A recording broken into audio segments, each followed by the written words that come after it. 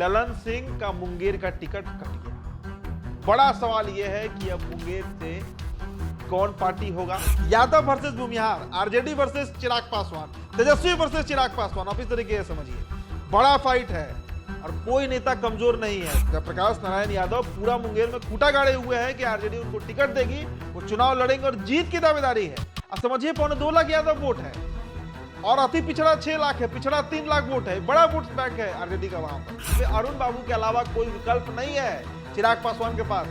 विलास पांडे भूमिहार का चेहरा हो ही नहीं सकते हैं और अब तुम पर तो केस खुल रहा है सीबीआई का बनोसन मुखी हत्याकांड में। तो है कौन भूमिहार का नेता उनके पास? वो सीट लोजपा को जाने का संभावना है। और नवादा बता रहे हैं, देखिए मुंगेर अगर भाजपा देगी लोजपा को तो नवादा ले लेगी। नवादा जहां से चंदन सिंह सांसद है, सूर्यभान सिंह के छोटे भाई, वो सीट बीजेपी ले ले। करीब करीब 3 दशक से बिहार में रोज घूम रहे हैं। और जॉर्ज फर्नांडिस नीतीश कुमार के साथ उन्होंने 12 साल दिया। भाई नीतीश कुमार एक कभी बहुत फेवरेट आदमी हुआ करते थे। मुंगेर लोकसभा सीट, अब देखिए मुंगेर लोकसभा सीट एक बार फिर चर्चे में आ गया है और इसका कारण ललन सिंह है। ललन सिंह वहां से मौजूदा सांसद है, सिटिंग एमपी है, जनता दल यूनाइटेड के आज यानी 27 तारीख को राष्ट्रीय अध्यक्ष हैं, लेकिन 29 तारीख को उनका यह पद चला जाएगा। दबी जुबान में यह खबर चल रही है कि मुंगेर से ललन सिंह का पत्ता भी कटेगा। ललन सिंह ने वही काम नीतीश कुमार के साथ किया जो कभी आरसीपी सिंह कर रहे थे। मतलब जो एक कहा जाता है ना कि आरसीपी सिंह नरेंद्र मोदी की जुबान बोलने लगे थे, उसी तरीके से ललन सिंह लालू प्रसाद यादव की जुबान बोलने लगे। ललन सिंह ने 1 दर्जन से अधिक विधायकों का परेड करा दिया लालू यादव के सामने। जदयू को तोड़ने का एक बड़ा षड्यंत्र था। ये खबरें लगातार चल रही हैं। ये खबर पर हमने भी कल लंबी चर्चा की। अब इसके बाद नीतीश कुमार को तो पता लग गया। नीतीश कुमार के एक करीबी मंत्री ने उनको यह जानकारी दे दी कि भाई आप संभाल लीजिए अपना पार्टी, नहीं तो ललन सिंह बड़ा तोड़ करने जा रहे हैं, टूटेगी, जदयू टूटेगी, मामला फंसा। ललन सिंह को अब इस्तीफा देना पड़ेगा। और न सिर्फ इस्तीफा देना पड़ेगा, जिस तरीके से राज्यसभा की सदस्यता आरसीपी सिंह की खत्म हुई, उसे रिचार्ज नहीं किया गया, रिन्यू नहीं किया गया नीतीश कुमार की तरफ से, वैसा ही कुछ ललन सिंह के साथ अब होने जा रहा है। लगातार ये चर्चा है कि क्या ललन सिंह जो कि मुंगेर से सांसद हैं, उन्हें वहां से टिकट मिलेगा। तो इसका आप स्पष्ट तौर से आप समझिए कि नीतीश कुमार किसी भी नेता को जड़ से काटते हैं। नीतीश कुमार की दोस्ती या दुश्मनी आधी अधूरी नहीं रहती है, पूरी होती है। तो अगर आज ललन सिंह दुश्मन के रोल में है नीतीश कुमार के साथ, तो आप मानकर चलिए कि ललन सिंह का मुंगेर का टिकट कट गया। बड़ा सवाल यह है कि अब मुंगेर से कौन पार्टी होगा, कौन चेहरा होगा महागठबंधन में, किसको यह सीट जाएगा। क्या नीतीश कुमार मुंगेर लड़ना चाहेंगे ललन सिंह के बगैर? क्या उस सीट से आरजेडी के प्रत्याशी लड़ेंगे और एनडीए में वो सीट कौन लड़ेगा? मुंगेर लोकसभा सीट की बात करें तो उसमें 6 विधानसभा सीट है, इसमें 2 विधानसभा सीट तो पटना जिला का है। जी हां, पटना जिला का 2 विधानसभा सीट है। देखिए आप मानकर चलिए कि जिस तरीके से मुंगेर का जो जातीय समीकरण है, पहले आपको हम वो बताएंगे, फिर वहां से एनडीए का प्रत्याशी कौन होगा। और जयप्रकाश नारायण यादव जो 2004 में सांसद रहे हैं, कैबिनेट मिनिस्टर रहे हैं, मुंगेर से सांसद रहे हैं, फिर बांका से भी रहे हैं, उनके नाम की चर्चा क्यों है? एनडीए में डॉक्टर अरुण कुमार का नाम क्यों चल रहा है? 2019 का क्या समीकरण था? सभी बातों पर हम चर्चा करेंगे इस वीडियो में, खासकर मुंगेर लोकसभा को ध्यान में रखते हुए। पहले हम जरा जाति समीकरण समझ लें। भूमिहार बाहुल्य इलाका कहा जाता है। मुंगेर लोकसभा में भूमिहार मतों की तादाद करीब 2.25 लाख बताई जाती है। यादव 2.25 लाख, मुस्लिम मतदाताओं की संख्या 1.5 लाख, 3 लाख पिछड़े और 6 लाख अति पिछड़े जाति के मतदाताओं के हाथ में हार या जीत की कुंजी होती है। तो भूमिहार बाहुल्य इसलिए कहा जाता है क्योंकि 2.25 लाख के आसपास भूमिहार वोटर्स हैं। लेकिन यादव वोटर भी आप देखिए 2.25 लाख है, 85,000 कम है। अति पिछड़ा 6 लाख की संख्या में है, पिछड़ा 3 लाख की संख्या में है। तो एक बड़ा आबादी जो है। अच्छा एक बात और, जो खड़गपुर का इलाका है मुंगेर में, वो राजपूत बाहुल्य माना जाता है। तो जो 6 विधानसभा सीट है उसका ये जातीय समीकरण है। मुंगेर लोकसभा का जातीय समीकरण है। चूंकि कहा जाता है कि भाई भूमिहारों की लड़ाई भूमिहार से होती है। आपको 2019 का चुनाव देखिए, ललन सिंह के खिलाफ कौन लड़ रहा था? अनंत सिंह लड़ रहे थे। अनंत सिंह की पत्नी लड़ रही थी नीलम देवी।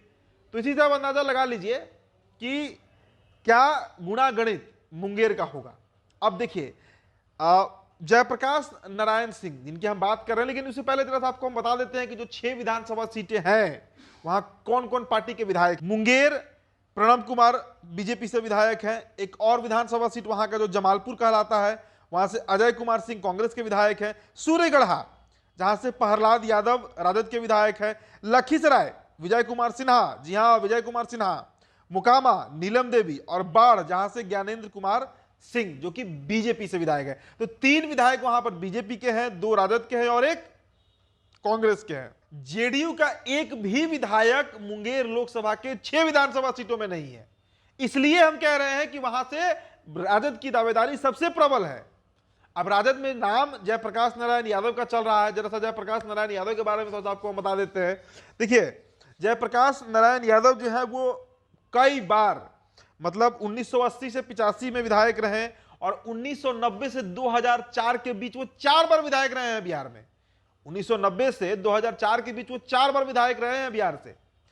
और कहा जाता है कि मुंगेर से भागलपुर बांका, ये जो पूरा बेल्ट है, यहां पे यादवों में एक बड़ा चेहरा है जयप्रकाश नारायण यादव। हालांकि देखिए, तेजस्वी यादव उनको उतना तवज्जो नहीं देते हैं, लेकिन लालू जी देते थे, क्योंकि लालू यादव को पता था कि अगर मुंगेर से लेकर भागलपुर बांका का जो इलाका है उसमें यादवों को साधना है तो वो काम जयप्रकाश नारायण यादव कर सकते हैं। तो 1990 से 2004 के बीच 4 बार विधायक रहे। साल 1995 से 2000 के बीच जो बिहार में सरकार चली उसमें मंत्री भी रही है, प्राथमिक माध्यमिक और वयस्क शिक्षा बिहार सरकार। इसके अलावा 2000 से 2004 के बीच सिंचाई विभाग के मंत्री रही है बिहार सरकार में विधायक रहते हुए। और फिर 2004 से 2009 जो मनमोहन सिंह का पहला टर्न्योर था, यूपीए 1 गवर्नमेंट कहलाई, 2004 से 2009 उसमें ये मंत्री भी रहे। और ये मुंगेर तब जीते थे, 2004 में सांसद रह चुके हैं मुंगेर के। और ये केंद्र में मंत्री बने थे, राज्य मंत्री जल संसाधन भारत सरकार। उसके अलावा 2014 से 2019 में ये बांका से चुनाव लड़े और जीते भी। 2014 में जो आरजेडी को सीटें आई थी उसमें एक सीट बांका भी था, जहां से जयप्रकाश नारायण यादव जीते थे।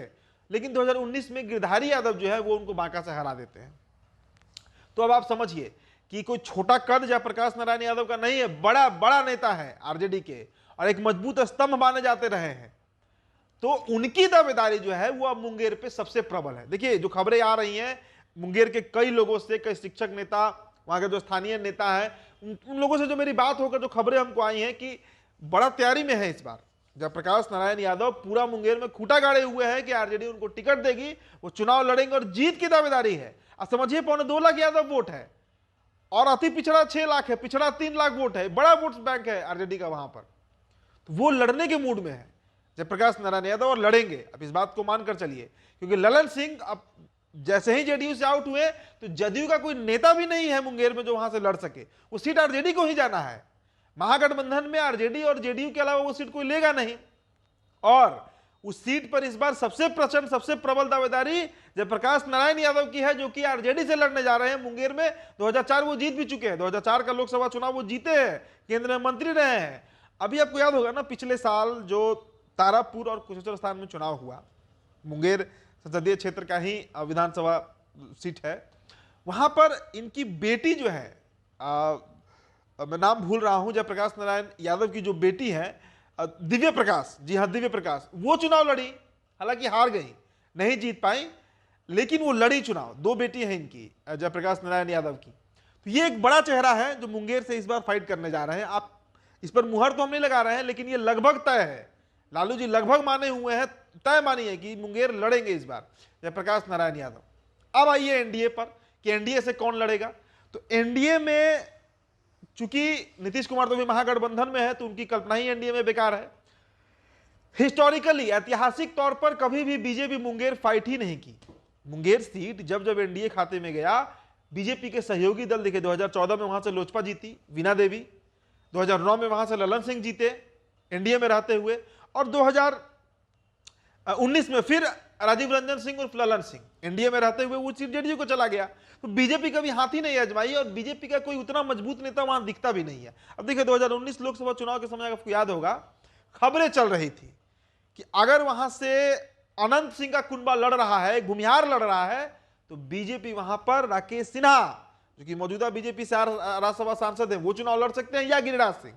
लेकिन गिरिराज सिंह का नाम तो फाइनल हो गया बेगूसराय से, तो उसके बाद ये मामला ही शांत पड़ गया। और चूंकि वहां से 2009 में ललन सिंह सांसद रह चुके थे, उनका एक अपना पकड़ था उस क्षेत्र में, इसलिए ललन सिंह एनडीए में जदयू के टिकट पर लड़े और जीते, आराम से जीते। लेकिन अब मसला है कि भाई एनडीए से कौन लड़ेगा। देखिए, मैंने डॉक्टर अरुण कुमार का नाम लिया। डॉक्टर अरुण कुमार कद्दावर समाजवादी नेता, बड़े समाजवादी नेता, भूमिहार समाज से आते हैं लेकिन बड़े समाजवादी नेता, जहानाबाद के रहने वाले हैं, वहीं उनका पैतृक स्थान, पैतृक गांव। 2 बार सांसद भी रहे हैं जहानाबाद से, 2 बार सांसद रहे हैं, 2014 में जीते थे वो जहानाबाद।